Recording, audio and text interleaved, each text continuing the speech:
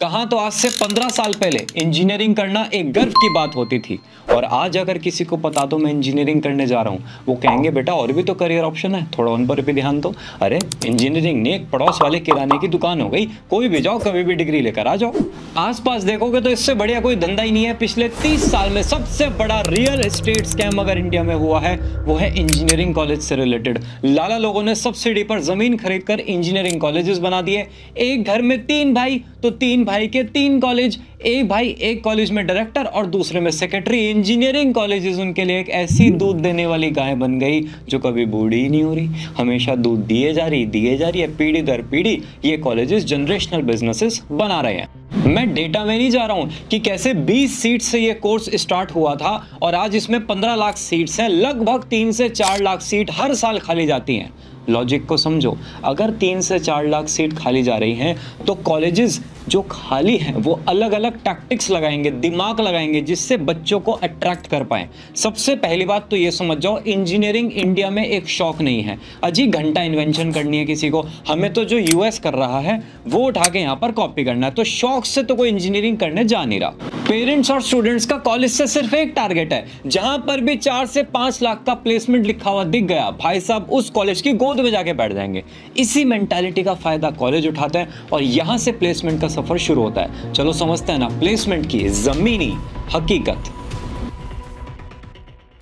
बड़े बड़े होर्डिंग्स आपको कॉलेजेस के मिलेंगे 100% प्लेसमेंट असिस्टेंस वाले, और अंदर अगर जाके देखोगे तो भाई साहब कहानी अलग चल रही है। सपोज करते हैं अगर इस बार कॉलेज में 100 स्टूडेंट्स पास हो रहे हैं जिनको प्लेसमेंट में अब बैठना है, इन स्टूडेंट्स पर अब एक एक करके फिल्ट्रेशन लगाना स्टार्ट किया जाएगा।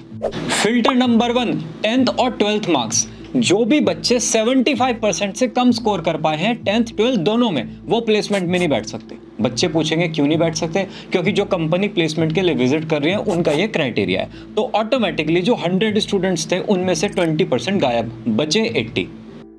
देन आएगा filter number 2, minimum attendance policy, no back policy, no gap year policy. ये तीनों क्राइटेरिया स्टूडेंट्स पर लगा दिए जाते हैं और आराम से 15% स्टूडेंट्स इसकी चपेट में आने ही आने हैं। माइनस कर दो 15, अब स्टूडेंट्स बचे 65। Filter number 3, placement preparation programme. इस प्रोग्राम में जो बच्चा ठीक स्कोर ला पा रहा है, अबे अच्छा तो छोड़ो, जो ठीक स्कोर भी ला पा रहा है उसको भी कॉलेज साइड में बैठा देता है कि बेटा तुम तो कॉलेज का नाम डुबोगे, तुम पे नहीं होगा प्लेसमेंट वाला टेस्ट पास, तो तुम बैठ जाओ साइड में। मैक्सिमम बच्चे यहां पर कट ऑफ होते हैं, ठीक है। 65 जो नंबर ऊपर आया था उसमें से 40 बच्चे यहां साफ हो जाएंगे।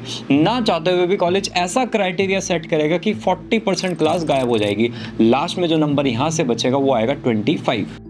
फिल्टर नंबर 4, फर्जी प्लेसमेंट। कंपनी के एचआर से हो जाती है सेटिंग। एचआर कौन? जो कंपनी में हायरिंग करते हैं कि भाई अभी 2-3 महीने के लिए ट्रेनिंग के नाम पर कुछ बच्चों को ले जाओ, फिर 3 महीने बाद परफॉर्मेंस रिव्यू पर सबको निकाल देना।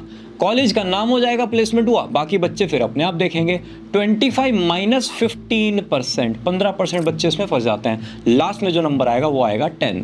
तो अगर आप अब ग्राफ देखोगे 100 minus 20 minus 15 minus 40 minus 15, last में जो ये 10 स्टूडेंट्स बचे इनका 100% प्लेसमेंट दिखाया जाता है। आपका मतलब 100% का क्या था कि जितने बच्चे कॉलेज में गए जो बाहर आए सबका प्लेसमेंट हो गया। नहीं बाबू, ये जो लास्ट में बचे हुए बालक हैं इनको 100% प्लेसमेंट में दिखाया जाता है। दबा के इनका एडवर्टाइजमेंट आपको रोड पर भी मिलेगा, लेफ्ट राइट जो होर्डिंग लगे हुए होते हैं, फेसबुक पर मिलेगा, न्यूज़पेपर पे फ्रंट पेज ऐड वगैरह आएंगे और इन्हीं ऐड को देखकर आप कॉलेज में जाते हो एडमिशन लेने के लिए। अब आते हैं हमारे गुरुजन पर। जिस देश में राजाओं ने भी बिना अपनी गुरुओं के सलाह के कुछ नहीं किया, उस देश में आज गुरुओं का इतना बुरा हाल है ना।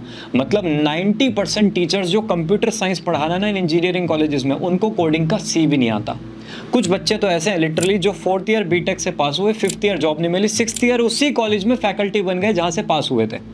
मैकेनिकल लैब में जो वो असिस्टेंट होते हैं ना, वो अच्छे से मशीन ऑपरेट कर सकते हैं और मास्टर उनको आराम से खड़े हुए देखते रहते हैं। नतीजा ये होता है कि बच्चे कुछ सीख ही नहीं पाते। जो बच्चा मोटिवेटेड था पढ़ने के लिए वो भी 5-6 महीने तो पढ़ाई करता है, फिर जब उसको समझ में आता है कि सब थ्योरेटिकल चल रहा है, हमेशा पढ़ाई अपने आप ही करनी पड़ेगी, प्लेसमेंट भी खुद ही लेना है, क्लास में जाओ या ना जाओ कोई फर्क ही नहीं पड़ता, फिर वो एट द एंड मस्ती के मूड में आ जाते हैं कि भाई ठीक है, कॉलेज का फेस्ट, क्लब, इन सब में मस्ती करो, एट द एंड काम तो सारा अपने आप करना है। फैकल्टी को भी कोई अप्रिसिएशन नहीं मिलता कि भाई कोई एक्स्ट्रा एफर्ट लगा के टॉपिक को समझा रहे हैं, वहाँ पर कुछ चीज़ उनको मोटिवेट नहीं करती, वो भी अपनी नौकरी बचाने में लग जाते हैं। इसी वजह से बिजनेस स्टैंडर्ड के अकॉर्डिंग इस साल 10 में से 1 इंजीनियरिंग ग्रेजुएट ही एम्प्लॉयबल होगा, बाकी सब बेरोजगार घूमेंगे। तो भैया करें क्या, अब कुछ तो करना पड़ेगा सरवाइव करने के लिए। ओ भाई पहले तो अपना जो इंजीनियरिंग कॉलेज है ना, बहुत दिमाग लगा के फाइनल करना।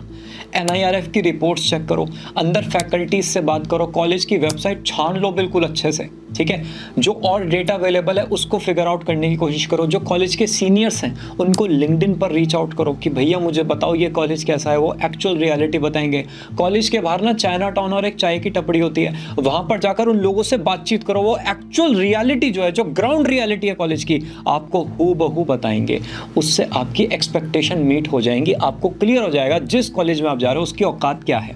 नंबर 2, पेरेंट्स से थोड़ी सी बातचीत करके उनके लिए भी रियलिस्टिक एक्सपेक्टेशन सेट कर दो कि पापा मम्मी देख लो भाई, इस टाइप का कॉलेज है, बच्चा इंजीनियर तो बन जाएगा, लेकिन उसके बाद की आप थोड़ी सी आफत अपने सिर पर रखना। ये नहीं कि जैसे ही इंजीनियरिंग हुआ अगले दिन से जॉब लग जाए। 1 साल भी लग सकता है, 2 साल भी लग सकता है, 3 साल भी लग सकते हैं। तो मेंटली उनको भी प्रिपेयर करना पड़ेगा, जिससे उनके जो सपने हैं वो हवाबाजी वाले ना रहे। और लास्ट में इंजीनियरिंग के अलावा कुछ और भी देख लो भाई, तुम तो PCM स्ट्रीम के स्टूडेंट हो, दुनिया जहान के करियर अवेलेबल है। डिजाइन से लेके मास कॉम, लॉ से लेके लिटरेचर, प्योर साइंस, हजारों करियर ऑप्शंस है। A to Z जितने भी करियर के नाम होते हैं ना, वो सब PCM वाले बच्चे कर सकते हैं। मेडिकल के 4-5-10 करियर छोड़ दो बस, तो इन करियर्स पर फोकस करो, ड्रीम फ्रेमवर्क जैसी चीज़ों को फॉलो करो, कॉलेज पर डिपेंड मत हो। अपना करियर बनाने के लिए खुद पर अपनी डिपेंडेंसी लो, शानदार लाइफ आपका वेट कर रही है। All the best, bye bye.